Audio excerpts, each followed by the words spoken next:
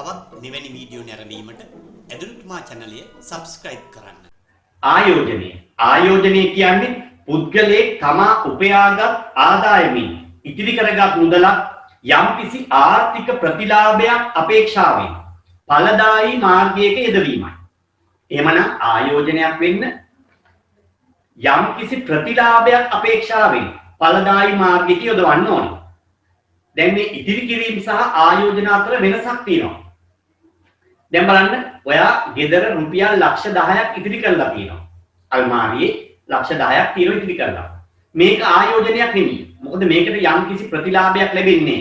පොලියක් හෝ වෙනත් ආදායමක් මේකට ලැබෙන්නේ. ඒ රුපියල් ලක්ෂ 10 එහෙමම තියෙනවා. නමුත් ඔයාට පුළුවන් මේ රුපියල් ලක්ෂ 10 යම්කිසි ප්‍රතිලාභයක් ලැබෙන මාර්ගයක යොදවන්න. අන්න එතකොට ඒක ආයෝජනයක් කියනවා. එමුනම් මොනවද විවිධ ආයෝජන මාර්ග?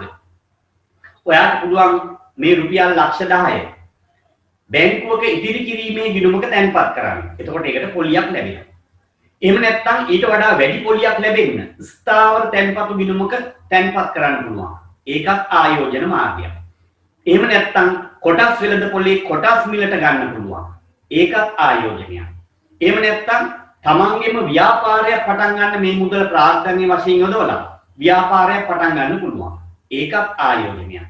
එහෙම නැත්නම් ශ්‍රී ලංකා මහ බැංකුව නිකුත් කරන භාණ්ඩාගාර බිල්පත් එහෙම නැත්නම් භාණ්ඩාගාර බැඳුම් කර මිලට ගන්න පුළුවන්. ඒකත් ආයෝජනයක්. එහෙම නැත්නම් ඉඩම් ස්වර්ණාභරණ නැනි දේපළවල ආයෝජනය කරන්න පුළුවන්. දැන් අපි බලමු විවිධ ආයෝජන මාර්ග අතුරින් සුදුසු ආයෝජන මාර්ගයක් තෝරා ගැනීමේදී සලකා බැලිය යුතු කරුණු. ඒ කියන්නේ ඔයාලඟ තියෙන මුදල ආයෝජනය කරන්න කලින් සලකලා බලන්න ඕනේ කරුණු. පළවෙනි එක ආයෝජනයේ අරමුණ. මොකක්ද ඔයාගේ මේ ආයෝජනයේ අරමුණ? ඔයා මේ මුදල් තැන්පත් කරන්නේ කෙටි කාලයකටද? එහෙම නැත්නම් දිගු කාලයකටද? දැන් කෙටි කාලයකට නම් කොටස් වෙළඳ පොලේ එහෙම නැත්නම් ස්ථාවර තැන්පතුක යොදවන එක මේ ඵලදායී නේ. එහෙමනම් කෙටි කාලෙකින් ගන්න ඕන නම් ඉදිරි කිරීමේ ගිණුමක යොදවන්න ඕන. ඊළඟට ආයෝජනයෙන් ලැබෙන ප්‍රතිලාභ. ඔයාට මේකෙන් ලැබෙන ප්‍රතිලාභ මොනවද? ඔයා ඉදිරි කිරීමේ ගිණුමක දැම්මට වඩා වැඩි පොලියක්, වැඩි ප්‍රතිලාභයක් ලැබෙනවා ස්ථාවර තැන්පතු ගිණුමේ. ඒ වගේම කොටස් වෙළඳ පොලේ ආයෝජනය කරාම සමහර විට ඊටත් වඩා වැඩි පොලියක් ලැබෙන්නත් පුළුවන්. වැඩි මේ ලාභාංශ ප්‍රමාණයක්, වැඩි ආදායමක් ලැබෙන්නත් පුළුවන්. ඒ වගේම අඩු වෙන්නත් පුළුවන්. ඊළඟට ආයෝජනයේ අවදානම. මේක කොච්චර අවදානම්ද කියන එක. දැන් බලන්න ඉතිරි කිරීමේ ගිණුමක හරි ස්ථාවර තැන්පතු ගිණුමක හරි රජයේ බැංකුවක දැම්මොත් පොලිය අඩු වුණාට ඒ මුදල සහ පොලිය ලැබෙනවාමයි. නමුත් බලන්න කොටස් වෙළඳ පොලේ පොඩි අවදානමක් තියෙනවා. ඔයා මිලට ගත් සමාගමේ ලාභ ඉන්න වැඩි වෙලා ඔයාට ලාභාංශ වැඩියෙන් ලැබෙනවා නම් ඒක හොඳයි. නමුත් ඔයා කොටස් මිලට ගත්ත සමාගමේ ලාභ ඉන්න අඩු වෙනවා. ඒක ජනප්‍රියත්වය අඩු වෙනවා. ඒකේ ලාභාංශ පහළ යනවා. ඒකට ඔයාට ලැබෙන ලාභාංශ අඩුයි. ඒ වගේම එතකොට ඔයාට මේ කොටස් ටික කොටස් වෙළඳ පොලේ විකුණ ගන්නත් අමාරුයි. ඒකේ තියෙනවා අවදානම. ඉතිරි කිරීමේ ගිණුම. දැන් අපි බලමු ඉතිරි කිරීමේ ගිණුමක මුදල් ආයෝජනය කිරීමෙන් ලැබෙන ප්‍රතිලාභ. අපි දන්නවා බැංකුවක ඉතිරි කිරීමේ ගිණුමක් ආරම්භ කරාම අපිට දෙනවා බැංකුවෙන් පොඩි පොතක්. අපි ඒකට කියනවා පාස් පොත. අපි තැන්පත් කරන මුදල්, ආපසු ගන්න මුදල් ඔක්කොම තැන්පත් කරනවා. මේකට පොලියක් ගෙවනවා. හැබැයි ස්ථාවර තැන්පතු ගිණුම් වලට සාපේක්ෂව මේ ඉතිරි කිරීමේ ගිණුම් වලට දෙන පොලිය අඩුයි. එමනම් මේකෙන් ලැබෙන ප්‍රතිලාභ එකක් පොලිය ආදායමක් ලැබෙනවා. ඊළඟට විවිධ ගෙවීම් කටයුතු සඳහා යොදා ගන්න පුළුවන්. ඉතිරි කිරීමේ ගිණුමක් ආරම්භ කරාම දැන් බැංකුවෙන් දෙනවා හර කාඩ් පතක්, ඩෙබිට් කාඩ් එකක්. ඒකෙන් භාණ්ඩ හා සේවා මිලට අරගෙන ගෙවීම් කටයුතු කරන්න පුළුවන්. ඒ වගේම මුදල් වලට ආරක්ෂාවක් ලැබෙනවා. ඔන්න ඉතිරි කිරීමේ ගිණුමක මුදල් තැන්පත් කිරීමෙන් ඇති වාසි. ස්ථාවර තැන්පතු ගිණුම යම් නිශ්චිත මුදලක් නිශ්චිත කාලයකට නිශ්චිත පොලි ප්‍රතිශතයක් යටතේ තැන්පත් කරන ගිණුම් ස්ථාවර තැන්පතු ගිණුම. එතකොට දැන් අපි දන්නවා ඉදිරි කිරීමේ ගිණුමේ අද අපි මුදල් දාලා අපිට ඕන වෙලාවක ගන්න පුළුවන්, ඕන වෙලාවක තැන්පත් කරන්න පුළුවන්. නමුත් ස්ථාවර තැන්පතු ගිණුමේ අපිට ඕන වෙලාවට මුදල් තැන්පත් කරන්න ගන්න බෑ. ටිකක් විශාල මුදලක් එකවර තැන්පත් කරන්න ඕනේ. ඒක කල් පිරුණායින් පස්සේ ආපහු ගන්න පුළුවන්. මේ ස්ථාවර තැන්පතු ගිණුමක් ආරම්භ කරාම බැංකුවෙන් අපිට දෙන්නේ සහතිකයක්. තැන්පතු සහතිකය. මේ ස්ථාවර තැන්පතු වලට ඉතිරි කිරීමේ ගිණුම් වලට වඩා පොලිය වැඩි. මේකේ පුළුවන් මුදල් තැන්පත් කරන්න සාමාන්‍ය මාසයකට උනත් පුළුවන්. මාස 1ට, මාස 3ට, මාස 6ට, අවුරුද්දට, අවුරුදු 2ට. ඒ වගේ ඕනේ කාලයකට පුළුවන්. හැබැයි එකවර මුදල් තැන්පත් කරන්න ඕනේ මේ මුදල් ගන්න පුළුවන් කල්පිරීමෙන් පසු. හිතන්න ඔයා මාස 6කට දැම්මයි කියලා රුපියල් ලක්ෂ 10ක්. සාමාන්‍යයෙන් ඉදිරි කිරීමේ ගිණුම දැම්මට වඩා ඒකට වැඩි පොලියක් ලැබෙනවා. සාමාන්‍ය ඉදිරි කිරීමේ ගිණුමේ 6%යි නම් පොලිය දෙන්නේ. මාස 6ක ස්ථාවර තැන්පත් වලට 8ක් 9ක් ඒ වගේ ටිකක් වැඩි පොලියක් දෙනවා. මොකද බැංකුව දන්නවා මේ කාල සීමාව තුළ මේ මුදල ඒගොල්ලන් ළඟ තියෙනවා කියලා. බැංකුව ඒවා කියන්නේ නැහැ. බැංකුවත් ඒවා විවිධ ක්‍රමවල ආයෝජනය කරනවා. ඒන ප්‍රතිලාභ වලින් තමයි අපිට පොලියක් ගෙවන්නේ. එතකොට අපි හිතමු මේක තවත් වාසියක් තියෙනවා ස්ථාවර තැන්පත් වල. ඔයා මාස 6කට දැම්ම සල්ලි මාසයක් යනකොට ඔයාට හදිස්සියට රුපියල් ලක්ෂ 2ක් අවශ්‍ය වෙනවා.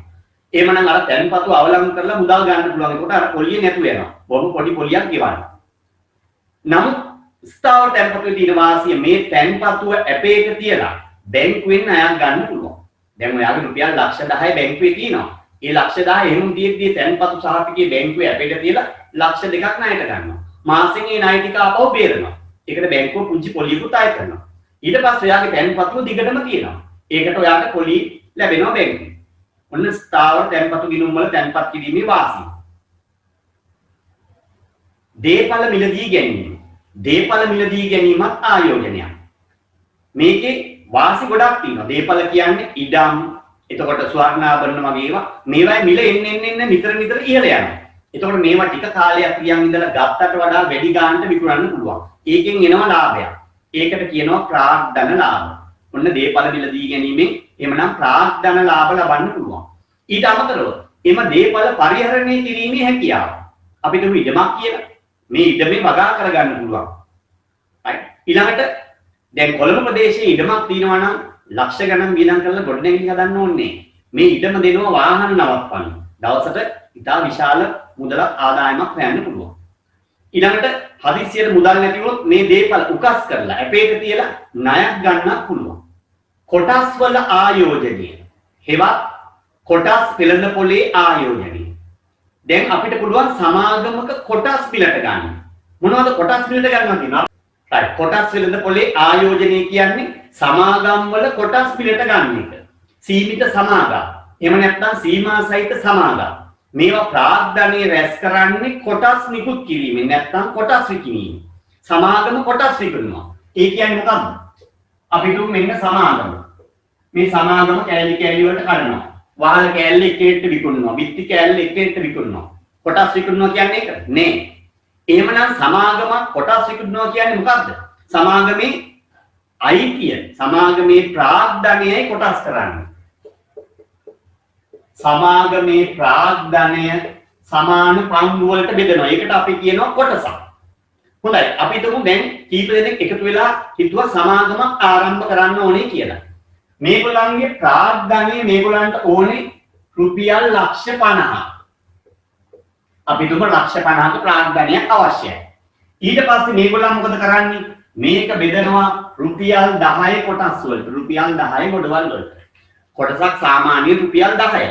හැබැයි රුපියල් 10යි කියලා නීතියක් නෑ. සමහර සමාගම් තියෙනවා රුපියල් 50ට 100ට එහෙම තියෙන ඒවා තියෙනවා.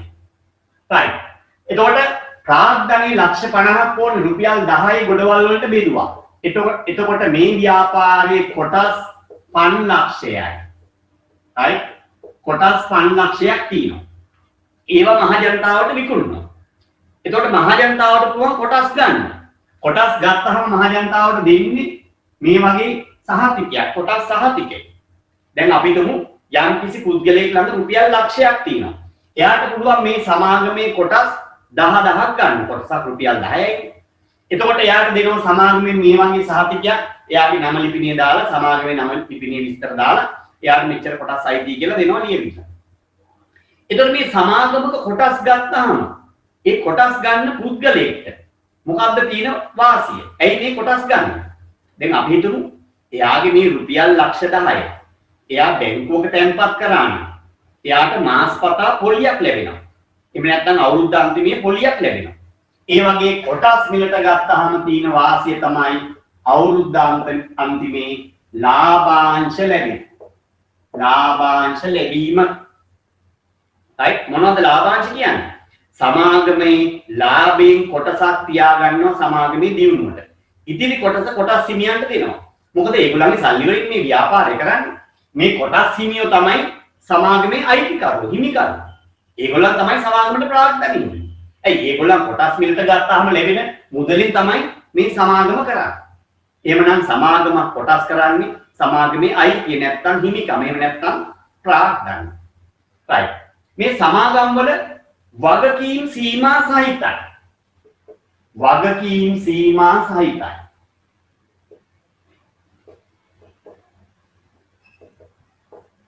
ඒ කියන්නේ මොකද්ද? කොටස් හිමියන්ගේ වගකීම තමන් මිලටගත් කොටස් වල නාමිකාවයට සීමා වෙනවා. අන්න ඒ නිසා කොටස් වෙළඳපොලේ සමහර අය බය නැතුව ආයෝජනය කරනවා. මොකද රුපියල් ලක්ෂ 10ක් කොටස් ගත්තා. හදිස්සියවත් සමාගම බුන්නත් වෙලා වහලා දැම්මත් එයාට නැති වෙන්නේ රුපියල් ලක්ෂ 10 විතරයි. පෞද්ගලික ණය ගෙවන්න තියෙන කියලා තව වෙනම පෞද්ගලික දේපල විකුණන ණය ගෙවන්න ඕනේ. right. ඒතර මේ සමාගම කොහොමද පාලනය කරන්නේ?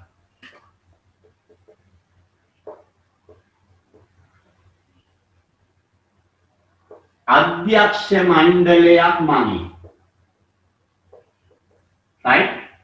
සමාගමේ සමාජිකයන්ගේ ඡන්දයෙන් කාලෙන් කාලට පත් කරගන්නවා අධ්‍යක්ෂ මණ්ඩලයක්. එතකොට මේ අධ්‍යක්ෂවරු වශයෙන් පත් වෙන අයට වැටුපුත් ලැබෙනවා.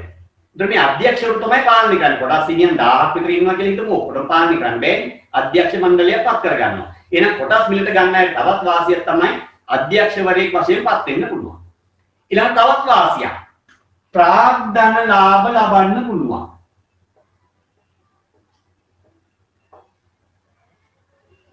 ඒ මොනවද ප්‍රාග්ධන ලාභ කියන්නේ? දැන් මේ කොටස් වෙළඳපොලේ සමහර අය වෘත්තියක් වශයෙන්ම මේක කරනවා. එයාලම ලක්ෂ කීපයක් තියෙනවනම් ඒවයි කොටස් බිලට අරන් තියන්නේ. රුපියල් 10 ගාන සමාගම කොටස් අරගෙන තියන් ඉන්නවා. මාස 6ක් විතර යනකොට මේ කොටස් වල මිල ඉහළ යනවා. හරි. ඒතකොට මේවා කරන්නේ තැරැව්කරුවන් මගින්. ඒ තැරැව්කාර සමාගම් තියෙනවා. ඒ සමාගම් වල කියනවා රයිට් මගේ කොටස විකුණන්න. රුපියල් 10 ගාන එයා ගත්තේ කොටස් රුපියල් ලක්ෂ අපි තුමු 50ක් කොටස් ගත්තයි කියලා. මාස 6ක් තියන් ඉන්නකොට එයා ගත්ත කොටස් වල මිල ඉහළ ගියා. රුපියල් 10 කොටස රුපියල් 20යි. දැන් අර කොටස් ටික වික්කාම යාට ලක්ෂ 100ක් ලැබෙනවා. එහෙනම් ඒවට කියනවා ප්‍රාග්ධන ලාභ. කොටස් මිලට ගත්තට වඩා වැඩි මිලකට විකිණීමෙන් ලැබෙන ලාභය. සමහර අය මේ කොටස් වෙළඳපොළ නිසා කෝටිපති ප්‍රකෝටිපති වෙලා තියෙනවා. මේක අධික ලාභ ලැබෙන එක කොටස් මිල ඉහළ යන්න එයා කොටස් මිලට ගත්ත සමාජයේ ජනප්‍රියත්වය වැඩි වෙන්න කොටස් මිල ඉහළ යනවා. එතකොට ඒවා වැඩි ගානට විකුණන ලාභයක් ගන්න පුළුවන්. ඒ වගේම ඒවා තියන් හිටියොත් අවුරුදු 5ක් එයාට ලාභාංශත් ලැබෙනවා. හැබැයි ඒ වගේම මේක අවදානම ඉතා ඉහළ ආයෝජන මාර්ගයක්. අපි તો මෙයා මිලට ගත්ත කොටස් මිලට ගත්ත සමාගමේ ජනප්‍රියත්වය එන්න පහළ යනවා. මේක ලාභ අඩු වෙනවා. එතකොට ගෙවන ලාභාංශ අඩු වෙනවා. එතකොට මෙයාට ලැබෙන ප්‍රතිලාභය අඩුයි. අනිත් පැත්තේ කොටස් වෙළඳපොලේ මේ කොටස් ටික විකුණ ගන්න බෑ කවුරුත් ගන්නෙ. මොකද සමාගම නැවත මේක මිලට ගන්න බැරිලා නේ. සමාගම ගන්නෙ නේ. මෙයාට අවශ්‍ය නැත්තම් මෙයා කොටස් වෙළඳපොලේ විකුණ ගන්නවා. එහෙමනම් ප්‍රතිලාභේ වැඩි වගේම අවදානම වැඩි ආයෝජන මාර්ගයක් තමයි කොටස් වල ආයෝජනය.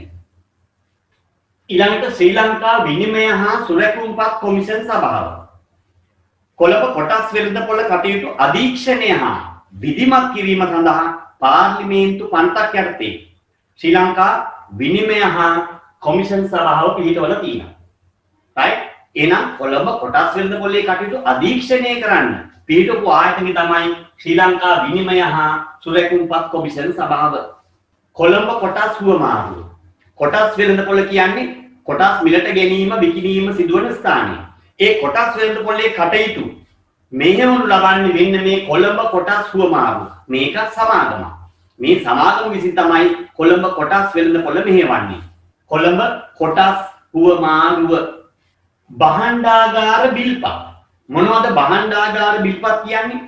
රජයට අවශ්‍ය කෙටි කාලීන අරමුදල් ලබා ගැනීම සඳහා රජය වෙනුවෙන් ශ්‍රී ලංකා මහ බැංකුව විසින් නිකුත් කරන සුරැකුම්පත් විශේෂය. මේක අතර සමාගම් වල කොටස් විකුණන වගේම තමයි. භාණ්ඩාගාර බිල්පත් මිලට ගත්තම අපිට දෙන්නේ සහතිකයක් ලියවිල්ල. ඒක තියාගෙන ඉන්නවා. කල්පිරුණාම ගිහිල්ලා දුන්නාම පොලියත් සමග මුදල් ලැබෙනවා.